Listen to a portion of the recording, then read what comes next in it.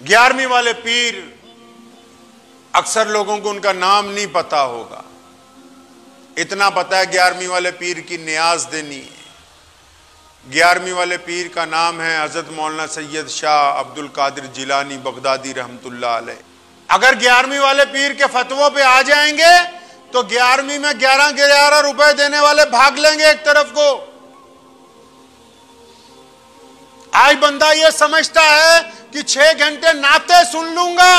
اور محمد الرسول اللہ کی شفاعت آ جائے گی۔ میرے آقا نے فرمایا کہ مسلمانوں، اللہ اکبر۔ حضرت ابو دردہ رضی اللہ تعالی عنہ نبی علیہ الصلوۃ والسلام کے صحابی ہیں اور سیدنا ابو بکر صدیق رضی اللہ تعالی عنہ کے مشیر بھی رہے اور سیدنا عمر فاروق کے مشیر بھی رہے، سیدنا عثمان ذی النورین کے مشیر بھی رہے۔ تو عبداللہ بن سلام کے پوتے ان کے پاس پہنچے، بہت ضعیف ہو گئے یہ صحابی۔ جب پوچھا بھتیجے کیسا آنا ہوا، فرمایا کہ آپ میرے باپ کے دوست ہیں تو دوستی کا حق ادا کرنے آیا ہوں، پوچھنے آیا ہوں کہ ہمارے لائق کوئی خدمت ہو تو بتائیے۔ تو انہوں نے کہا بھی میں زندگی کے اس مقام پہ ہوں، آخری پڑاؤ میں ہوں، کوئی ایسی خدمت کی ضرورت نہیں ہے۔ پھر فرمایا حضرت کوئی نصیحت ہی فرما دیں۔ حضرت ابو دردہ رضی اللہ تعالیٰ عنہ فرماتے ہیں کہ بھتیجے میں ایسی حالت میں ہوں کہ جب بندے کی موت قریب ہوتی ہے تو کوئی بھی دنیا میں ایسا انسان نہیں جو مرتے وقت جھوٹ بولتا ہو۔ اول تو اللہ کے رسول کے صحابی ہیں، لیکن اپنی بات کو زیادہ مضبوطی سے پیش کرنے کے لیے فرمایا کہ اس مقام پر آ کے کوئی بندہ غلو سے کام نہیں کرتا۔ فرمایا میرے بھتیجے ایک ہی نصیحت ہے کہ کبھی بھی کسی حالت میں سجدہ نہیں چھوڑنا۔ اگر تم چاہتے ہو کہ دنیا میں کامیاب ہو جاؤ، اپنے رب کے حضور سجدہ کرتے رہنا، دنیا کی کوئی طاقت تمہارے خلاف اٹھ کے کھڑی نہیں ہو سکتی۔ فرمایا سجدہ نہیں چھوڑنا۔ اور صحیح بخاری میں نبی علیہ الصلوۃ والسلام فرماتے ہیں، حدیث کا مفہوم ہے کہ جب بندہ زیادہ سجدے کرتا ہے، زیادہ نفل پڑھتا ہے، جب بندہ نیند میں اچانک اس فکر کے ساتھ اٹھ جاتا ہے کہ میرے رب نے مجھے پکارا ہے، جب اچانک فجر کے وقت نرم بستر کو چھوڑ کے وہ سردی کے اندر نکلتا ہے وضو کرنے کے لیے، جب ساون کی بھیگی ہوئی راتوں میں جب سکون کی نیند سوئی جا سکتی ہے، وہ رات کو 3 بجے اٹھ کے وضو کر کے تہجد کے لیے نفل پڑھنا شروع کرتا ہے، ایسے لوگوں کے لیے نبی علیہ الصلوۃ والسلام حدیث کا مفہوم ہے فرماتے ہیں کہ جب بندہ نفل پڑھتے پڑھتے اپنے رب کی قربت حاصل کر لیتا ہے۔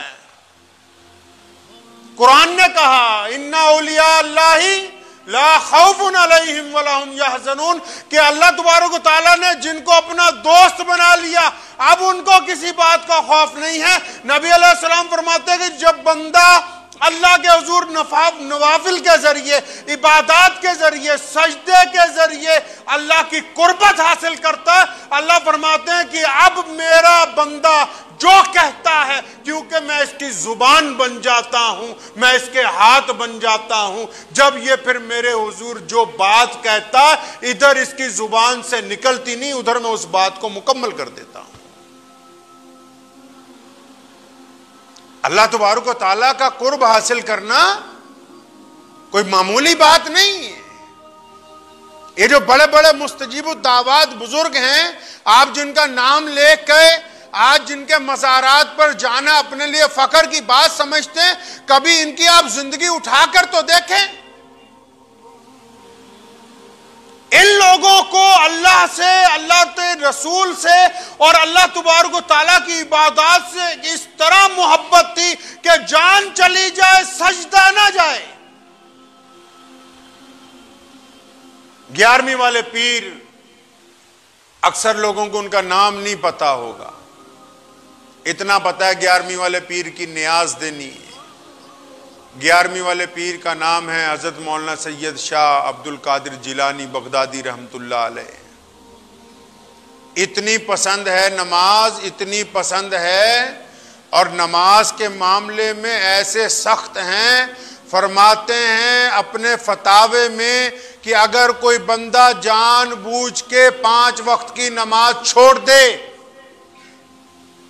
اطمینان سے سنیے، 11ویں والے پیر کا مسئلہ، اگر 11ویں والے پیر کے فتووں پہ آ جائیں گے تو 11ویں میں 11 روپے دینے والے بھاگ لیں گے ایک طرف کو۔ آج بندہ یہ سمجھتا ہے کہ 6 گھنٹے نعتیں سن لوں گا اور محمد الرسول اللہ کی شفاعت آ جائے گی۔ میرے آقا نے فرمایا کہ مسلمانوں، نماز میری آنکھوں کی ٹھنڈک ہے۔ محمد الرسول اللہ نے فرمایا نماز مومن کی معراج ہے۔ محمد الرسول اللہ جب سجدہ کرتے تھے اتنا طویل ہو جاتا تھا، امی عائشہ رضی اللہ فرماتی کہ بعض اوقات ہمیں خطرہ ہو جاتا کہ کیا نبی علیہ السلام سجدے سے سر اٹھائیں گے بھی کہ نہیں اٹھائیں گے۔ 11ویں والے پیر فرماتے ہیں کہ بندہ جان بوجھ کے جو نماز چھوڑ دے، جان بوجھ کے جو اللہ کو سجدہ نہ کرے، جان بوجھ کے جو اذان سننے کے بعد آگے کو کھسک جائے، جان بوجھ کے جو نماز کی دعوت دینے والوں کو چکما دے جائے، جان بوجھ کے جو مسجد کے قریب و اذان کے وقت ادھر ادھر ہو جائے، جان بوجھ کے اذان کو انسنی کر دے، فرماتے ہیں کہ ایسا بندہ مر جائے اگر، حضرت مولانا شاہ عبد القادر جیلانی بغدادی رحمۃ اللہ علیہ لکھتے ہیں کہ اگر ایسے بے نمازی کی موت ہو جائے جو جان بوجھ کے نمازیں چھوڑتا ہو تو فرماتے ہیں اس کا جنازہ پڑھانا جائز نہیں ہے، اس کو غسل دینا جائز نہیں ہے، اس کو مسلمانوں کے قبرستان میں دفنانا جائز نہیں ہے۔ فرماتے کہ جس طرح جانوروں کو پھینک دیا جاتا ہے ایک جگہ ہڈا روڈی پہ، اس کو اٹھا کے وہاں پھینک آؤ، اس کا کوئی لینا دینا نہیں ہے انسانوں کے زمرے کے اندر سے۔ اللہ تبارک و تعالیٰ کا جو بندے سے رشتہ ہے وہ اتنی محبت والا ہے، اتنی محبت والا ہے کہ جب بندہ اپنے رب کے حضور سجدہ کرتا ہے نا، بندہ قرآن پڑھتا ہے، اللہ سے بات ہوتی ہے، بندہ کسی غریب کی مدد کرتا ہے، اللہ خوش ہو جاتے ہیں، بندہ کسی کا ٹوٹا ہوا دل جوڑتا ہے، اللہ مسکراتے ہیں۔ لیکن فرمایا قرآن نے، حدیث نے، محمد الرسول اللہ نے، صحابہ نے، تابعین نے، تبع تابعین نے، اولیاء اللہ نے کہ لیکن جس وقت بندہ سجدے میں جاتا ہے، جب بندہ اپنا سر مصلی پہ رکھتا ہے، چاہے وہ مٹی نیچے ہو، چاہے پتھروں کے اوپر سر رکھ دیتا ہے اپنا، لیکن جب بندہ اللہ کے حضور سر بسجود ہوتا ہے، جب وہ کہتا ہے سبحان ربی الاعلی، جب وہ کہتا ہے اللہ اکبر، جب وہ کہتا ہے ایاک نعبد و ایاک نستعین، جب وہ کہتا ہے کہ سبحان اللہ، فرماتے ہیں کہ جب بندہ اللہ کے حضور سر بسجود ہوتا ہے تو اللہ خوش ہونے کی بات تو بعد میں ہے، بندہ اللہ کے اس وقت قریب ہو جاتا ہے۔ اللہ کی قربت کا اور کوئی ذریعہ ہی نہیں ہے۔ کسی کو کھانا کھلا کے، کسی کو دل خوش کر کے، کسی سے محبتیں بانٹ کے اللہ تبارک و تعالیٰ کی خوشنودی حاصل کی جا سکتی، لیکن اگر قربت چاہیے، اگر اللہ کے قریب ہونا ہے، اگر اللہ تبارک و تعالیٰ کے قریب ہونا ہے، اللہ تبارک و تعالیٰ سے بالکل جڑنا ہے، تو اس کا کائنات میں صرف ایک ہی ذریعہ ہے کہ بندہ اپنے رب کے حضور سر بسجود ہو جائے۔ اور جب بندہ سجدہ کرتا ہے، کسی نے پوچھا نبی علیہ السلام سے کہ یا رسول اللہ، اللہ کو کیسے راضی کریں، کتنی عبادت کر لیا کریں؟ حدیث کا مفہوم ہے، نبی علیہ السلام نے فرمایا کہ اگر کوئی بندہ اخلاص کے ساتھ، اخلاص مطلب دکھاوا نہ ہو، ہم تو نعوذ باللہ، اللہ معاف فرمائے، استغفر اللہ، ایسے لوگ ہیں بعض اوقات اس لیے نماز لمبی کر دیتے ہیں کہ گھر میں کوئی آئے اس کو پتہ لگ جائے میاں صاحب نماز پڑھ رہے ہیں ابھی۔ بعض اوقات اس لیے قرآن پاک لے کے بیٹھ جاتے ہیں کہ ابھی کوئی گھر میں آنے والا، اگلے کو پتا ہو یہ رمضان کا مہینہ، حضرت جی تو قرآن پڑھ رہے ہیں۔ بعض اوقات بہت سے کام اس لیے کرتے ہیں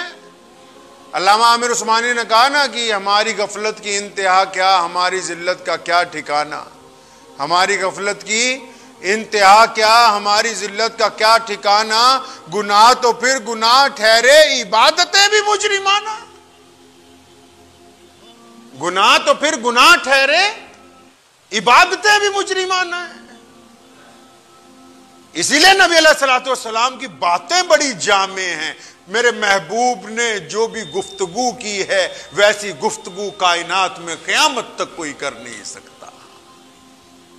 پیارے آقا نے فرمایا صلی اللہ علیہ وسلم نے کہ میرے صحابہ اگر کوئی بندہ اخلاص کے ساتھ وضو کر لے، نیت پاک ہو اس کی کہ میں اب جو نماز پڑھنے لگا ہوں، اب یہ جو میں وضو کر رہا ہوں، مجھے دنیا سے کوئی لینا دینا نہیں، میں اس بات سے بے پرواہ ہوں کہ کون میرے وضو کی خوبیوں کو دیکھ رہا ہے، کون میرے وضو کی خامیوں کو دیکھ رہا ہے۔ اگر وہ اخلاص سے وضو کر لے اور پھر اخلاص کے ساتھ 2 رکعت نماز پڑھ لے، اس بات سے بے نیاز ہو کر کہ یہ نماز دنیا والوں کے لیے نہیں ہے، یہ نماز رشتہ داروں کو دکھانے کے لیے نہیں ہے، یہ نماز عزیز و اقارب کو دکھانے کے لیے نہیں ہے، یہ نماز مسجد میں نماز جتانے کے لیے نہیں ہے، یہ نماز صرف میرے اللہ کے لیے ہے، میں اپنے اللہ کو راضی کرنے کے لیے سجدہ کر رہا ہوں۔ آقا فرماتے کہ وہ 2 رکعت ہی اتنی کافی ہیں کہ وہ بندہ اللہ کی قربت حاصل کر جاتا ہے، صرف وہ 2 رکعت۔